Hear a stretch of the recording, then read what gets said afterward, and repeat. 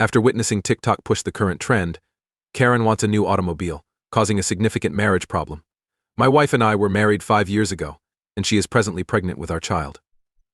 A few days ago, she texted me a TikTok video of a woman discussing the pros and cons of a push gift on a podcast. I had no clue what it meant at first, but after doing some research I found out that it's basically a gift of gratitude to the woman who is carrying your kid. This thought seemed incredibly strange to me. Even still, it is very desired to hear your partner express his appreciation for what women endure throughout pregnancy and childbirth. The characteristics of materialism stopped me. The male should get a permanent tattoo on his lower body, the lady on TikTok implied, and he should give her a house and a car as special gifts. She went on and on about how it's a body for a body. Although I felt they were a bit excessive and vindictive, I thought those expectations were rather acceptable. The choice to have a child is made jointly by a couple. My wife was not under any pressure to become pregnant because, in our case, she also wants to be a parent. Believing that would be the final step, I just responded to the TikTok by using laughing emoticons and continued. I assumed that she uploaded the video as parody, along the lines of, "Oh my gosh, this is so ridiculous." While she was in the other room, I responded to the video. She approached me, not expecting a tattoo or an exclusive residence, but stating she wanted me to utilize my own means to buy a car for her. I stared at her, almost shocked, and burst out laughing. Even though I was aware that I was wrong, my spouse and I both agreed that people can occasionally be stupid. I nudged her to see whether she was indeed serious. She became really irritated and said that she did want a genuine push gift. I told her that having a healthy kid and parenting are her gifts. In terms of material gifts, I'll probably give her a Mother's Day card, a day off, and a few pieces of jewelry she likes that don't cost more than $700. I reminded her that if she really wanted an additional car, it will be our car as well as hers. Considering what she was about to experience, she said it was insufficient. She insisted on asking me whether I thought she was undeserving. She is worthy since she is my partner and my child's mother, but she also needs to be realistic and understand that none of us is individually worthy of what she is asking for. I pointed out that I didn't see why she thought she was qualified for that, therefore she has to limit her expectations. Though the way it came out, I didn't want to minimize her in any way. She is not talking to me and is weeping about the fight right now. Over the phone I could hear her scolding me to her sister. Nonetheless, I would never consider giving her a car. I'm sorry she's hurting right now. However, I'm not bad for bringing her up to date. Sushi was my push present shortly after the baby was born. Throughout my pregnancy, I really wanted sushi but couldn't eat any, not that BTC. My hubby is planning to give me birthstone jewelry as a pregnancy present. In addition, I'm gifting him an engraved watch. Those TikTok videos completely wreck relationships. My sister-in-law nearly moved out of her brother-in-law's house when she refused to make him a boo basket for Halloween. I don't see why ladies want relationship guidance from TikTok. On social media, relationships are ending at an alarming rate. Let's go on to story number 2. Years later, an ex-wife who betrayed her husband and left her family appears with his kid, pleading for forgiveness. How should I proceed? For background, my name is 37 years old, and my ex-wife is 36 years old. Having met in our mid-20s, we worked for the same firm when we first met, which was when I was approximately 24. After 2 years of dating, we got married, and 3 years later we had 2 children, who are now 7 and 9 years old. She wasn't thrilled about the unexpected second pregnancy, even though I had assured her it would be okay if she did. I didn't want to put her through anything she didn't want. She also failed to kill it. We were still very much in love with one another and our first kid, and everything was fantastic between us. That was different after the second pregnancy, though. She became really grumpy and moody, and she began to constantly pick on either me or our oldest child. I attempted to make amends with this new Angela after realizing that this was all hormone-related. We thought that after a while, this would improve, but unfortunately things became worse. My daughter and I picked up the skill of being cautious around her. Her role was to be a stay-at-home mother, but I was in charge of everything. She had left her job on her own initiative. After our first kid, taking care of our eldest, and doing all the housekeeping while I worked until she became pregnant again. We had to hire a maid while she was pregnant because, according to her, she was too exhausted to look after our kids in the house. Even though it was just somewhat over our means at the time, I wasn't generating enough money. I gave my approval. Not wanting to bother Angela too much, especially with her pregnancy, I assumed she would return to take care of the house and kids all day after the birth of our second daughter. Let me add to this that I was not one of those men who shrugged off housework. Even though I was exhausted from work, as soon as I got back, I tried to be of assistance. After giving birth to our younger daughter, I thought she would need some time to recuperate, but after that, we would resume our normal routine. Nevertheless, a few months went by with no improvement from her. She remained just as irate and anxious and refused to provide a hand around the house. She would just sit in front of the TV all day at home. She didn't spend much time doing anything with the kids either. Every now and then she would pay our neighbor to take them to the park in her car. Even though I didn't want to come across as antagonistic, I did felt that way because she wouldn't even do the very minimum at home while I worked day and night. Along with all the other things I had to pay, hiring a maid to do all the cooking, cleaning, and other household chores proved to be quite expensive for me. I also wanted to save money for our daughter's future. That was nearly impossible because Angela wouldn't help me at all. Our younger daughter was born, and after about 6 months I saw we couldn't keep it up like this, and I needed to talk to Angela. Since I knew this would be a difficult talk, I asked my parents to watch our daughters for the day. They concurred. That day I sat Angela down and acknowledged that I knew she was tired after her 2 pregnancies, but I still needed her help and coordination. I informed her that hiring a maid would be too expensive, and I needed her to fulfill her promise by picking up at least some of the housekeeping so we could have another discussion and reduce the housekeeper's salary to save some cash. She immediately declined the proposition, saying she was too busy babysitting the kids to take care of any chores. She also suggested that I start earning more money rather than using her guilt to defend our financial situation. I tried to convince her that even though I was already giving it my all, she had to pitch in as well if we were going to have a successful marriage. I also highlighted how, from what I understood, she ignored the children's needs and just had them watch television with her for hours on end while she indulged in trashy reality TV. This was something the housekeeper had also mentioned in passing to me, and I saw soon that it was a bad mistake to bring this up, as she became agitated and accused me of spying on her through the female servant. She went on a tirade against me, saying she was tired of being pushed around by me and made to do all the work while I supposedly did nothing, except sit at a desk for a few hours every day. She remarked, claiming that I ought to be the man of the home. Then, accusing me of not having enough money to hire a maid, she reprimanded me for asking for her assistance. Her accusations were completely absurd, and she was just grasping for anything to make it seem as though her not doing anything all day was normal, even though I was the reasonable one asking her to assist around the house. After a heated debate, she called me a loser who couldn't afford to be with a lady like her. I answered by calling her a lazy cow who had previously failed at being a decent mother and was now failing as a wife, given how afraid our eldest daughter was of her. She pushed me hard after hearing that statement, which clearly resonated to her. I tripped, knocked down onto the coffee table, shattered the glass, and sustained injuries. I had to rush to the emergency room. She was crying and apologizing the entire time, but luckily my back was not seriously hurt. She was forced to relocate. I informed her that I didn't trust her anymore. I couldn't trust her around the kids either, since I never knew when she might lose her temper and hurt them too. I said to our parents, while she was still alive, to take care of our girls.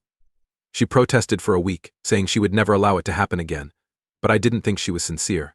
She pleaded with me to try again with her. I came close to divorcing. We came to the decision at the end of the week that she would go to treatment and spend some time living with her parents.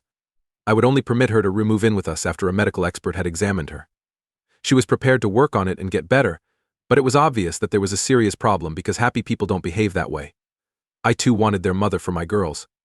I decided to try our marriage again and not file for divorce from her just yet. We also started marriage counseling while we were living apart, but in the end it didn't work. It came out that she was having an affair.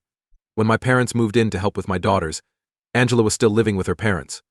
We went to weekly marital therapy sessions, and things seemed to be getting better for a while. Her therapist also got in touch with me. She told me she was doing better from her postpartum depression. One of her symptoms had been anger management issues. She had never had them before, but as she pushed me, they became really out of control. That gave us both a wake-up call. This went on for approximately a year, and for about 6 of those months, I even gave her permission to visit our girls. I enjoyed seeing her slowly transform back into the person she used to be. Our situation now looked better, and we thought we could pull it off. Then, without providing a reason, she abruptly stopped attending our therapy sessions. She also stopped responding to me, but since her therapist kept me updated, I knew she was making improvement. I couldn't understand it. For weeks I would keep trying to speak with her, but she would just brush me off and say she wanted some alone time. I finally paid her a visit at her parents' place after she had avoided me for about 3 months. I hadn't done that before since her parents didn't like me and thought I was too responsible for her behavior. They believed I was the one who had caused their daughter's insanity and caused her to act in this way. While she was staying with them, Angela had told me that it would be best if I avoided visiting her since we didn't want any more problems. She had been avoiding counseling sessions and appearing distant. I thus ignored that recommendation and paid them anyhow, I could not understand why, even when she did occasionally speak, she appeared uninterested. Whether I tried talking to her in person, over the phone, or even over text, she claimed that everything was okay. However, it was clear from her actions that she was keeping something from me.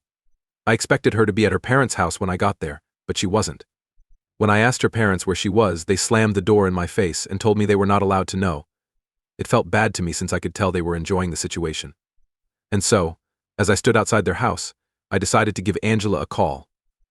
My suspicions began to grow as I tried calling her many times, but she never answered. I decided to try sliding around the home in a desperate attempt to get within myself. I went to the backyard knowing her parents usually left the kitchen door open.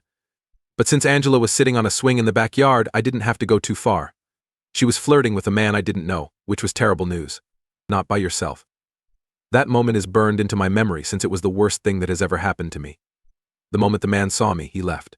And I was almost on my way back to my car when Angela turned to glance around. She attempted to stop me since I was in such shock, but I couldn't hear anything she was saying. She attempted to grab me, but I shrugged her off and told her not to touch me. She disregarded, so I got in my car and drove home. As soon as I came home, I blocked Angela everywhere and told my parents I wanted them to get a lawyer for me so she wouldn't have a chance to defend herself. I informed Angela's parents what I had witnessed when I went to see her. She didn't get in touch with me again until we needed to meet with the mediator designated by the court to finalize our divorce settlement. By that point, I had practically turned like a robot, emotionally detached and motivated exclusively by my children's needs. I felt nothing. Not even when I found out that Angela was getting her parental rights. I saw her with this guy Sean, but she had made up her mind that she preferred to be with him over us. He had been her childhood pal. They had grown away throughout high school, but when she returned home to live with her parents, they reconciled. It seemed like she had become attached to him. Despite the fact that she is married with 2 children, her parents probably didn't mind if she kissed him in their garden because it seems like they supported it. It seemed that they had always wanted her to end up with Sean, and that they were happy that Angela was finally making the decision to put herself and her happiness first, as if she had ever been able to do anything else. Despite her cheating on me, the divorce process took a long time because she wanted to be eligible for alimony. My attorney and I fought hard, even if it took some time, to make sure she got nothing in the divorce. Everything was rightfully mine because I had been the one to pay for it all while she watched TV at home. 5 years ago. The divorce was finalized, and we made sure she didn't walk away with anything. The months I spent managing the divorce were some of the worst times I've ever had, even though I knew I couldn't break because I had to take care of my daughters, who had no one else except me. I will always be grateful to my parents for supporting me as I juggle work and daycare. They are really supportive and helpful. After 5 years, I am happy that I had a divorce, even though initially I thought it was the worst thing that could have happened to me. I do not think I would be where I am now if I had not made the decision to leave Angela. Life has treated me quite well ever then. I am in a much better place overall. Since I am now financially independent and just have responsibilities for my daughters, we moved into a larger home. Despite being close by, my parents hardly ever visit. My friends adore me, and my girls are the happiest people alive. That's all a man needs. The cosmos has my immense gratitude for making things work out for me. That was, until a few days ago, when Angela made a comeback. When the kids had gone to school and I was getting ready to go for work, the doorbell rang. Outside, Angela stood with a youngster who couldn't have been more than 3 or 4. I realized that this had to be Angela's son. I was still comprehending the fact that she was standing at my door when she began to weep. She told me she came here to make amends and write something with me. She said she was now ready to give our marriage another go and become a mother again. After all these years, she was coming back, anxious to try our marriage again, as though she had the last say in the matter. I'm still amazed by it. In the instant that passed, I decided that I wanted to avoid whatever this was, so I closed the door and turned her away. This was no longer her family, as I had told her before. I had ceased to be her spouse on the day she severed her relationship with Sean. She had no right to communicate with us as her family because she had given up custody of her daughter. Divorce was just required by law. Saying so, I shut the door and told her to go since I didn't want her anywhere near my land. Even so, I could have cursed her since I was so angry. The young infant made me hesitate, so I held back. I shut her out, but I could hear her wailing outside my door for a few minutes. I decided to overlook it. I checked to make sure the coast was free before leaving for work. I made a concerted effort to ignore the thought since I couldn't afford to let it happen, and it would weaken my resolve.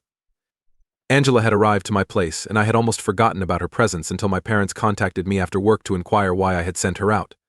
They informed me that after I closed the door on her, Angela had phoned them and was devastated. My parents said that they had given her my new address and encouraged her to come see me because she was going through a divorce from Sean and now had a chance to make amends with me. They told me this had been in planning for a while and that Angela had been in touch with them around a month ago. My parents believed that it was about time I gave my kids some thought, since they felt my daughters needed a mother, and Angela was the finest mother out there. After deciding that she merited another chance, they handed her my address along with instructions on how to address me. I was quite offended by them. It was not their place to forgive her or decide that she merited another chance, nor even to inquire as to whether I would be okay with it. It would have been extremely hazardous if the kids had been home, thus their pulling off anything like this was careless. Even when I corrected them, they maintained that they had erred. Since they had looked after the children and supported me during my divorce, they argued they had an equal right to determine what was best for the girls. They said that they still occasionally take care of them. They believed that since they too had power in the matter, it was useless for me to try to make things right with Angela. I found their conviction in that to be absurd. At the end of the day, my daughters are mine, not hers. I don't think it was my parents' place to allow Angela back into my life, even though I appreciate them and will always be grateful for what they did during the divorce.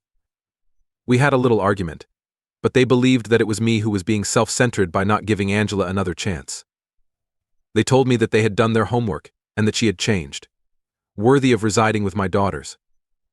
Even after I told them she had signed away her rights, they still said it was disrespectful to think they would put my daughters or me in jeopardy.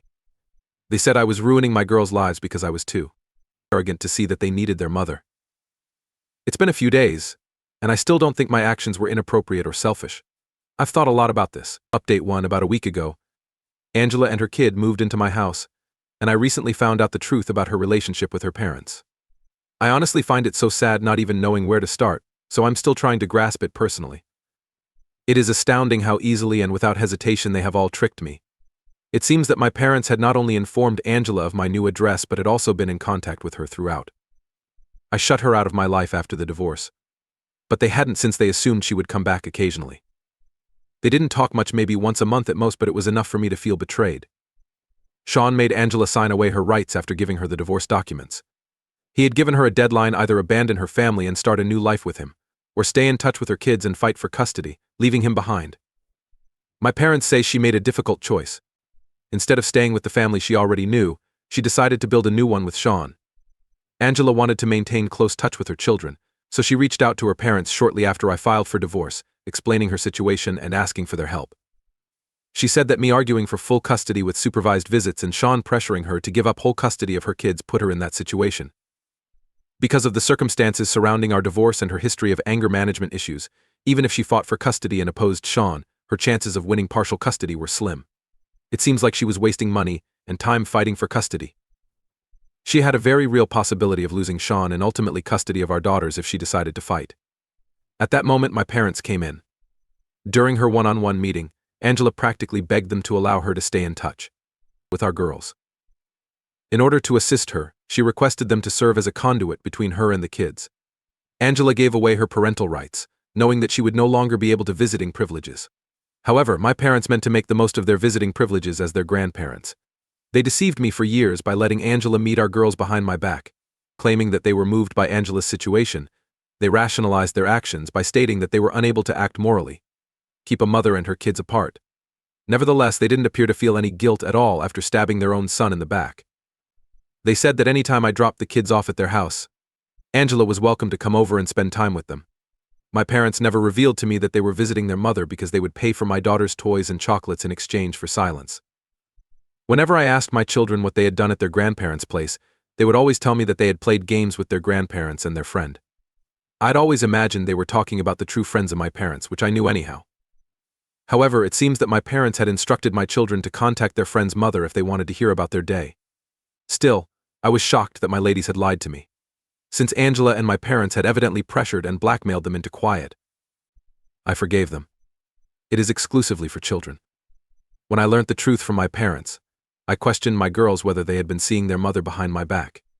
They started crying and told me they were unable to speak because they feared God would punish them if they did. My dad and Angela must have truly instilled in their minds that disclosing the truth to me would be awful. For this reason, they had been so elusive and covert the entire time. I felt like a lousy father too for never having asked my girls which of their parents' friends they had been seeing. I never would have been aware. It might have been anyone, anything at all. But I'm finishing this now because I have a restraining order against all of them. I had written proof previously, as my parents wrote me after our quarrel, confessing everything. They believed that reading the email would make it easier for me to see Angela's desperate attempt to balance her relationship with Sean and be a mother to her girls. They thought it would make me forgive everyone involved, even though all it achieved was show me they were all lying and I could no longer trust anyone. Sean wanted Angela to have no contact with her old family, so she signed away her parental rights and had to meet the kids under covert circumstances. It is paradoxical. All of it was in vain because they are divorcing. It was originally intended to be her one true love. They even had a kid together, but my parents claim that Sean no longer wants anything to do with any of them. Since their kid had just started kindergarten and she had resumed her job, Angela didn't want to go. He's departing in a few months, having accepted a job offer. It had been a while since their disputes had become more heated. Sean informed her 3 months prior that he was done and was leaving to take the job. This confession was intended to make me feel bad about Angela, even if all it accomplished was give me the impression that justice had finally been served. My lawyer has already given me some advice. The restraining order petition has been submitted. I've also had some good conversations about things with my girls. I told them that from now on they would never see their parents or grandparents again. They seem fine at the moment, but since I know this will be difficult for them, we are still working through it in therapy. They have definitely had difficulty during the last 5 years. This comes to an instant end. Update 2. Hello to all of you. I really value all of your consideration and assistance. I sincerely appreciate all of the kind words and blessings that have been sent to my daughters. In a few days, Angela and my parents are scheduled to appear in court. Restraining orders have been issued against them. I don't know how they feel about any of this because I have blocked them on every site. In the event that friends attempt to contact them, I have also warned them not to speak with them. For the past 2 days I have been working from home, and I have increased security around my property. The school now knows where my girls go. Initially, I planned to take a few days off from sending the kids to school. Yet I didn't want that to negatively impact their schooling. Now that their instructors are keeping an eye on them, nobody else is allowed to pick them up after school but me. It's been pleasant so far perhaps. If the restraining orders are granted, they won't bother me anymore. 3 updates. Hi there, just to give you a quick update, we were granted restraining orders. For the next 5 years, Angela, my parents, and Sean must stay away from me and my girls or face severe consequences. They seemed pretty angry the last time I saw them. Because I wish to minimize danger, I am taking all the security procedures for the time being. My girls and I attend family counseling sessions on a regular basis. In the upcoming months, I believe we will make significant progress. We have come a long way already, to be honest. All I want right now is for my girls to be content. And that's it. Please don't stop sending us your warmest regards. They are very necessary to us. I appreciate you seeing. If you're not currently a subscriber, kindly click the notification button to ensure that you don't miss any more startling real-life tales that are happening nearby.